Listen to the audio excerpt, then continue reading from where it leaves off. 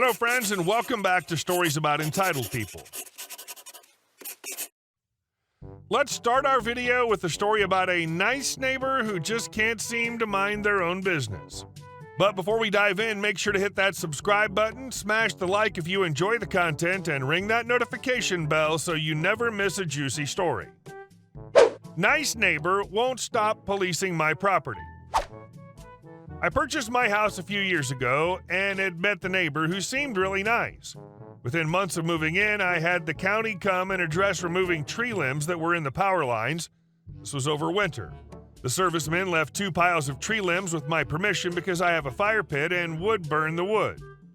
These piles were on either side of the tree and were not very significant.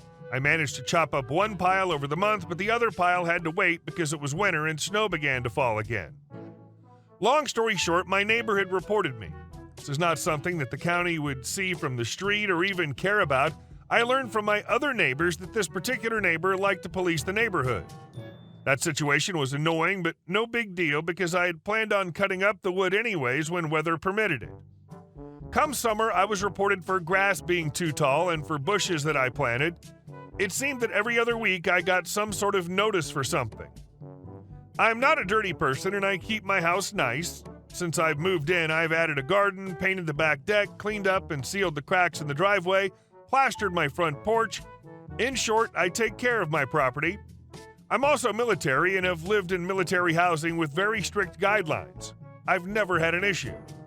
I tried addressing said neighbor with a letter, and it came down to talk to me if you have an issue, and if you're not going to talk to me and just report me, then I'd rather us not talk at all because I don't do fake pleasantries.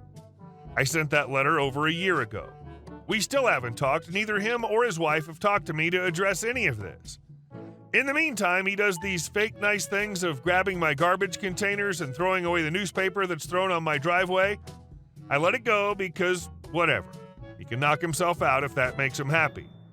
Well, it turns out that he had gone in my backyard, which is surrounded by a chain-link fence. He rearranged my trash bins by stacking them and tossed away a cardboard box that had been in my backyard.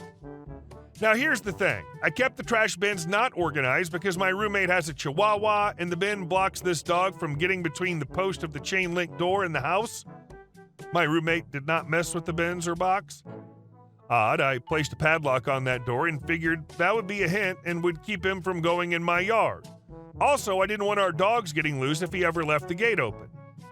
I have no reason to suspect that he's been in my backyard for any other reason but that. But I have no idea. Come this past winter, he started to snow blow the new sidewalk that was installed through the neighborhood in front of my house. No biggie, he can knock himself out. Then he started snow blowing up to my front porch. I didn't like this because he can easily look in my window. And for a neighbor who likes to report me for everything, it's not something I feel comfortable with. I spoke to my roommate about this and she didn't like it either. She suggested that I go talk to him and I did that day. In short, I covered him not doing chores on my property and that I'm able to do them myself. And besides that, I'm an adult and I like my privacy. I'm a 31-year-old female and have been told I look younger, so I really emphasize that I am a fully independent, capable adult. He seemed flustered and said that he does this for everyone and has always done this. I told him that he doesn't have to anymore. He didn't seem happy, but appeared to have an understanding. For a few months, he left my bins and newspaper alone, but now he's back at it. Today, he took out my full garbage bin from near the fence and put it away after the trash was picked up. From the outside, this is nice, but he only does this for my house. He doesn't do it for the couple across the street who had a baby last year. He doesn't do it for the neighbor on the other side of him. I'm under the impression that he feels he has a right to keep my property to his standard and in doing so can take any liberties going into my yard. Obviously, I can't keep up with a retired couple's immaculate lawn, but my property is well kept. Update. I'm going to install outdoor cameras. This way I have evidence to route this up. So random thought, could I sabotage my own property? Like put grease on the garbage handle of my trash bin? That probably wouldn't work. I don't want to piss off sanitation, but you get the idea. Seems kind of creepy he only does your house chores and feels free to rearrange your layout on your private property. If you were some burly dude, would he still be trespassing? And our second story. Entitled boss thought she would rip me off. This happened several years ago when I picked up a part-time job working at the mall. I'd started working at a kiosk in the mall selling t-shirts, ball caps, golf balls, etc. They had a catchphrase that read, "Shut up," and varied from sport to sport. They sold well, but the owner, manager, boss had a personality of a nut bar.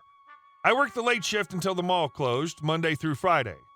I showed up one afternoon for my shift and the boss woman was there, and I proceeded to put my smock on and get ready to take over when she told me that she didn't need me that day. No notice, no nothing. I asked her when I should come back in, and she said she was unsure. It happened to be payday, so I asked for my check, and she said she didn't have it done up yet, but it would be ready the next day. So I left and came back the next afternoon to collect the paycheck. She still didn't have it ready, and I would have to come back again. This was not sitting well with me, so I went to the police in the mall and asked them what to do. The police didn't have a lot to say, but said management at the mall may shut them down if they don't pay. I checked with mall management, and they told me that I should see Revenue Canada, so I phoned Revenue Canada, made an appointment, and went in a few days later. Revenue Canada was very helpful. I explained the whole thing to them, told them which mall this was at, and they made phone calls to the mall. Mall management cooperated, gave me the name of the business, name of the owners, bank information, and everything. They went into the bank and froze the account, and then we all drove to the mall. They came and shut the business down, took all the inventory, and spoke to the owner. She handed me a check, and I showed it to the Revenue Canada agents. They took it and photocopied it. She'd apparently deducted so much money for 2 weeks of work, all in income tax. The revenue agent set up another appointment with me for the next week at their office. They took the income tax overture I paid and made sure it was turned into a credit so I would not have to pay more. Then they told me they're auditing them for 7 years, which effectively bankrupted them. It made my day, and many mall workers were smiling when they found out. It was definitely a F around and find out moment. Well done, OP.